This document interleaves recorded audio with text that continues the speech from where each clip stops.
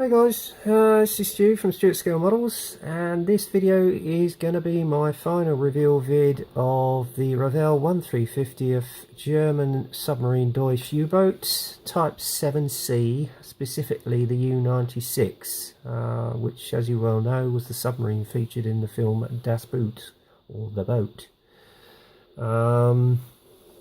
This has been a sheer pleasure to build, although there have been, well, there was one major issue, which was the support here for the steering mechanism that runs the actual sub. There wasn't one, so I had to actually scratch build one in its place with a bit of plasticard. But apart from that, I mean, the whole build process has been a sheer joy, and I thoroughly enjoyed it, quite frankly. It's not normally something I would consider building, because as you well know, my normal genre is mostly armour. But having seen a few modelers with doing builds on submarines, and also having sort of followed a series that the Mighty Jingles have been doing called Cold Waters, that really sort of sparked my curiosity into submarines. And from that, I thought to myself, well, why don't I try building one? And I'm glad I did, because basically it's been a good little mojo booster, actually. Because I tend to find if I could stick to one subject, my mojo tends to flag a little bit now and again. So sometimes it's good to have a little break and try something else outside your comfort zone, as it were. I've learned a lot from it, specifically the weathering process, I have to say, and that really did boost my mojo. That is a major factor with these sort of builds, really, is how you can recreate the weathering on it. And from that you tend to sort of learn on other sort of subjects such as bikes, vehicles, aircraft, any other sort of genre of modelling, really. And I would heartily recommend that if you haven't tried a sub, certainly try this one out. It really is a joy to behold. Well, I'm not going to waffle on any more, to be honest with you guys, because I know you're anxious to see what the finished result is if you haven't seen some of the photographs on my Facebook page already. I've actually posted that onto other sort of forums, as it were, on Facebook as well. But yeah, thoroughly enjoyed it, learned a lot, and still learning, as it were. I mean, the other thing I'm curious to sort of have a go at when I feel confident enough is possibly a motorbike, maybe a Second World War motorbike. I have thought of possibly, if there's somebody does it, is the Bruff Superior, which I think was the bike that the T.E. Lawrence drove until he was unfortunately tragically killed on one. I think somebody does do it, but I'm not quite sure who. But if anybody knows, certainly leave a comment in the comments column. I would love to follow that up.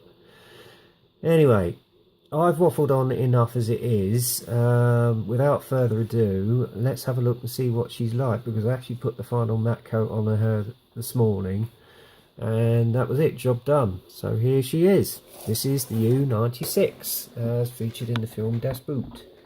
I'm just going to run it up a little bit sort of closer so you can get her into focus. In fact, I might zoom in just a tad so you can sort of see the weathering a bit more.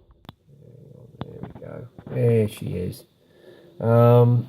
Yeah, great little kit. Thoroughly enjoyed it, specifically the weathering process as well. The actual antennae wire is Easy Line. It's one I actually ordered off of eBay. In fact, I've got it in the drawer here, so bear with me. Sorry if the camera's juddering a bit. Yeah, this is the stuff. It's actually fishing line, believe it or not. Mono fishing line, easy line. This is 4.5 kilogram, 10-pound breaking strain, low vis, green. I have ordered another one which has got a gunmetal colour as well, but I think for the purposes of this kit, this actually suits it perfectly. It actually took me 2 attempts, because the first time I unfortunately snapped off this rear mechanism at the back here, which I think is for tying up to the pier. Yeah, I was cursing and turning the air blue last night, I can tell you. But I gave myself a bit of a breather for a couple of hours, and then I got back on it and tried again, and yeah, I got a bit more of a successful result this time. In case you're wondering how I managed to get the connectors done, that was just a little dab of super glue on it, and admittedly ended up splashing all over the back of the actual hole here, so when I matte coated it, it got rid of it. Again, you know, so there you go. But yeah, as I say, I mean, the build itself was very, very straightforward, apart from the fact that the support under the... Actually, if I've got a pointer here. Where are we? We've got a pointer. I think I'll use the end of a brush here. Yeah. Oops, sorry, just dropped the fishing line. This rear support here, I had to scratch build because unfortunately in the kit that wasn't there. And I ordered another one thinking it was right, maybe a fault, and believe it or not, same result again. So I had to scratch build that from just thin plastic card. Oh damn, it's gone out of focus again, sorry about that guys. There we go, that's it, she's in focus again. Try and adjust the camera, it's not easy with this camera stand, there you go. But yeah, I mean, as I say, got that fixed, and then that was that, all the well, construction sort of done, bar the two snorkels, telescopes as it were, because I kept them on the sprue tree until they were painted, and then after the final sort of bits and bobs I then put the periscopes in. Yeah, I mean, as I say, the construction was quite straightforward, next to no filling on it, to be honest with you. The only filling I had to do was down the edges of the actual deck, as it were, and that was just using sprue glue. Apart from that, the rest of it was fairly good fit, really. And then it was just a case of priming it in Styler Red, and then obviously putting the base colours on, which was to me a light grey and dark grey, with the top deck masked off in buff, and then I just touched up the conning tower after that. So yeah, and then it was just a case of putting the clear on, getting the decals on, and specifically, if I pan in, you can see the insignia of a swordfish, which is familiar to this particular U-boat of U96, and it was also featured in the motion picture as well, which is just coming round, which you can just see just here. Yeah, it was a bit of a devil to bed down because of the angle that it was at and where it was at, but with plenty of microset and microsol, I got them both on there. So yeah, that went down fairly easily, and obviously I got the decals on the actual platform here, which it's resting on. Not as hard as I thought they were going to be. Managed to line up fairly easy, apart from one at the back here, which I caught, but hey ho, that's the way it goes. Then from then on in, it was just a case of another clear coat, and then obviously the next process was to put on Florey's dark dirt wash, just to pop up some of the detail, specifically with the air holes along the side of the hole here. And then for the first time I actually tried out Tamiya's panel accent line wash in black, which actually popped out the details, particularly on the conning tower, much better, and on the deck with the deck plates, as you can see there.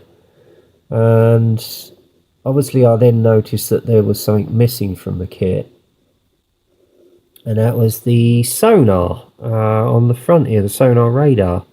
So I scratch built that out of some sprue. Yeah, I did knock it off a few times. In fact, the first one I lost, and basically had to scratch build one about 2 or 3 times during the course of this build because I kept knocking the damn thing off.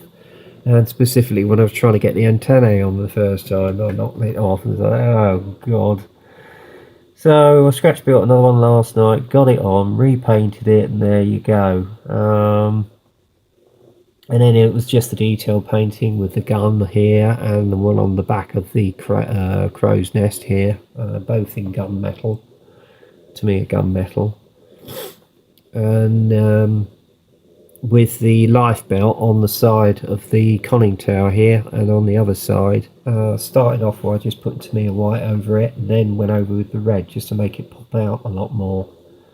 And that was that really. And then obviously painted the periscopes on the tree sprues, and I gave them a couple of coats on the silver just to give it that more sort of polished metal look, as it were, and then tops were done in gunmetal.